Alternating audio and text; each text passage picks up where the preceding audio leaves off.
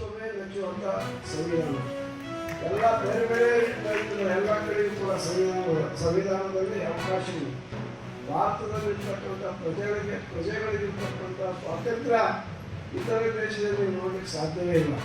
ಇಲ್ಲಿ ಎಲ್ಲ ಧರ್ಮೀಯರು, ವಿಭಿನ್ನ ಧರ್ಮ, ವಿಭಿನ್ನ ಜಾತಿ, ಆಚರಣೆಗಳು ಎಲ್ಲರಿಗೂ ಕೂಡ ಸಮಾಧಾನಪಡಿಸುವಂಥ, ಸಮಾನತೆ ತರುವಂಥ, ಎಲ್ಲರಿಗೂ ಕೂಡ ಅವರ ಭಾವನೆಗಳನ್ನು ವ್ಯಕ್ತಪಡಿಸುವಂಥ ಅಭಿವ್ಯಕ್ತಿ ಸ್ವಾತಂತ್ರ್ಯವನ್ನು ಇವತ್ತು ಆ ಒಂದು ಸಂವಿಧಾನದಲ್ಲಿ ಅವಕಾಶ ಸಿಕ್ಕಿದೆ.